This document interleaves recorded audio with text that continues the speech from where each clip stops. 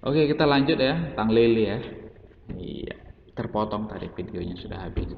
Nah, jadi lele itu diberi pakan ya kan, kolamnya disediakan, lalu dirawat. Nah, itu termasuk agraris, peternakan, perikanan, eh, kehutanan, ya, pertanian, perkebunan, itu semuanya agraris. Kelapa sawit tentu dirawat kelapa sawitnya, nggak tumbuh sendiri. Jadi sesuatu yang ada peran manusia di dalamnya yang berkaitan dengan alam tadi itu dimaksud dengan agraris. Oke, bisa dipahami ya, mudah lah ya. Lalu ada bidang industri. Bidang industri ini dia mengolah bahan mentah. Misalkan gimana? Misalkan ikan, ya. Ikan tadi diambil dari alam, gitu kan? Lalu ikan itu dirubah bentuknya. Misalkan menjadi abon, menjadi ikan kaleng, menjadi ikan asin, atau apapun lah, ya kan? Menjadi sebuah produk baru. Jadi itu yang dimaksud dengan industri. Sama kayak ayam, gitu kan? Ayam masuk ke perusahaan industri, lalu berubah menjadi apa? Menjadi nugget, menjadi sosis, ya kan? Nah, itu termasuk industri. Industri itu mengeluarkan barang yang berbeda bentuk dengan barang yang sebelumnya. Lalu biasanya ada mereknya ya kan, nugget ada Fiesta ya kan. Nah, lalu sosis, so nice ya kan. Nah, jadi itu yang dimaksud dengan industri. Jadi dia pengolahan ya. Lalu ada bidang perdagangan. Nah, bidang perdagangan ini adalah bidang yang tidak ada merubah bentuk barang. Contoh, misalkan kita beli pulpen ini di grosir ataupun di perusahaan gitu kan. Kita beli berkotak-kotak, 100 kotak misalkan. Dalam 100 kotak itu ada misalkan 100.000 pulpen, ya kan, dibagi per kotak-kotak kecil lagi. Nah, lalu kita jual ke tempat-tempat fotokopi atau tempat-tempat ATK, penjualan ATK ataupun ke kantor-kantor gitu kan. Barangnya berubah enggak? Enggak. Kita beli di pedagang besar lalu menjualnya ke pedagang kecil. Nah, itu lalu pedagang kecil menjualnya ke konsumen ya kan, ke siswa, ke mahasiswa, ke orang-orang kerja kantoran yang memerlukan pulpen. Nah, itu dimaksud juga dengan bidang perdagangan. Jadi pulpennya tadi tidak berubah bentuk, ya kan? Bukan diambil dari alam, bukan. Nah, jadi itu perdagangan. Lalu yang terakhir nih, yang kelima, bidang jasa. Nah, bidang jasa ini dia bukan menjual barang, tapi menjual tenaga. Ya kan? Contohnya gimana? Sekolah. Sekolah itu bidang jasa. Ya kan? Karena yang ditonjolkan itu adalah peran guru, ya kan? Manajemen sekolah, fasilitas. Itu kan jasa itu. Ya, tenaga dan pikiran. Guru itu menjual pikiran, ya kan?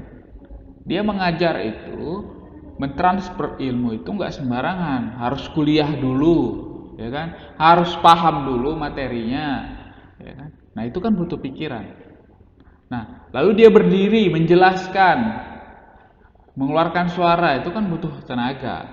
Nah, tenaga dan pikiran itu dijual dalam bentuk jasa. Nah, makanya itu termasuk bidang jasa. Sekolah, kampus, atau apapun yang menjual tenaga dan pikiran itu adalah bidang jasa. Oke, mudah kan ya? Ah, ekonomi mah mudah ya kan? Oke, selanjutnya. Nah, jadi badan usaha itu dibagi-bagi menjadi dua. Badan usaha milik swasta dan badan usaha milik negara. Kalau swasta ini dia pribadi, artinya tidak ada kaitannya dengan negara. Makanya disebut swasta, privat gitu ya, pribadi. Tapi kalau punya negara namanya BUMN, Badan Usaha Milik Negara. Contohnya BUMN itu adalah PLN. PLN itu milik negara. Keuntungannya itu masuk ke negara. Gitu. Kalau misalkan swasta, contohnya apa? Unilever, ya sabun yang kalian pakai, sikat gigi. Nah itu swasta. Danone, ya. Aqua mineral itu air dalam kemasan, kalau kalian beli di warung, itu Danone, itu punya swasta, bukan punya negara. Nah, jadi produk-produk yang umumnya ya, produk-produk itu kebanyakan swasta. Tapi kalau hal-hal vital, misalkan air, penyedia air, PDAM, ataupun penyedia listrik, PLN, itu punya negara, badan usaha milik negara. Lalu Pertamina itu badan usaha milik negara gitu. Nah, badan usaha milik negara itu biasanya dia sifatnya monopoli, hanya satu perusahaan. PLN itu hanya ada satu, PDAM itu hanya ada satu, ya kan? Nah, jadi BUMN itu umumnya dia adalah apa? Monopoli. Oke. Nah, itu tadi ya secara umum. Lalu ada lagi BUMD. BUMD ini apa nih? Badan Usaha Milik Daerah.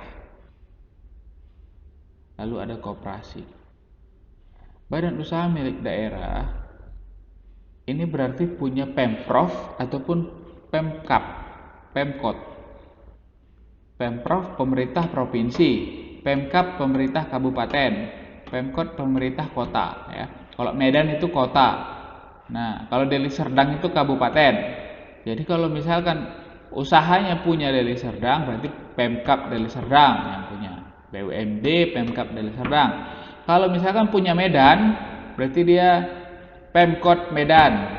Kalau misalkan punyanya Provinsi Sumatera Utara, berarti dia Pemprovsu, ya, pemerintah Provinsi Sumatera Utara. Nah, mau Pemprov, mau Pemkap, mau Pemkot itu namanya BUMD, Badan Usaha Milik Daerah. Lalu ada koperasi. Nah, koperasi ini dia sifatnya lebih kecil, ya, punya masyarakat gitu. Tapi dia tidak berbentuk badan usaha. Namanya dia bukan badan usaha, tapi sebenarnya dia badan usaha karena dia sistematis. Ada ketua, nah dia di situ ketua ya, ketua koperasi bukan direktur. Nah, ketua, lalu ada sekretaris, ada anggota gitu. Dia skupnya lebih kecil. Nah, bisa aja ini misalkan punya desa membuat koperasi. Nah, jadi dia termasuk juga ini badan usaha gitu. Lalu yang C ada pengelompokan badan usaha berdasarkan wilayah negara. Ya, ada dalam negeri, ada luar negeri ataupun asing ya. Modalnya itu dari dalam negeri ataupun modalnya dari asing. Oke.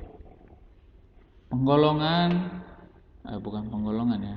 Pengertian BUMN dan BUMD. Nah, ini udah tadi saya singgung ya. Kalau BUMN itu milik negara gitu. Nah, itu diatur dalam Undang-Undang 19 tahun 2003. Nah, lalu BUMN itu diatur ataupun diawasi oleh Kementerian BUMN ya. Nah, lalu kalau BUMD itu dalam Peraturan Pemerintah Nomor 25 Tahun 2000 bahwa BUMD itu punya kewenangan ya, kewenangan pemerintah provinsi ataupun pemerintah kota. Nah, ciri-ciri BUMD ataupun BUMN itu apa aja? Jadi, penguasaan badan usaha dimiliki pemerintah. Ini ciri-ciri BUMN ya. Oke, tadi udah ya disinggung. Itu dikuasai oleh pemerintah. Lalu diawasi secara fungsional, secara hierarki oleh pemerintah. Hierarki ini maksudnya berjenjang gitu. berjenjang, misalkan kementerian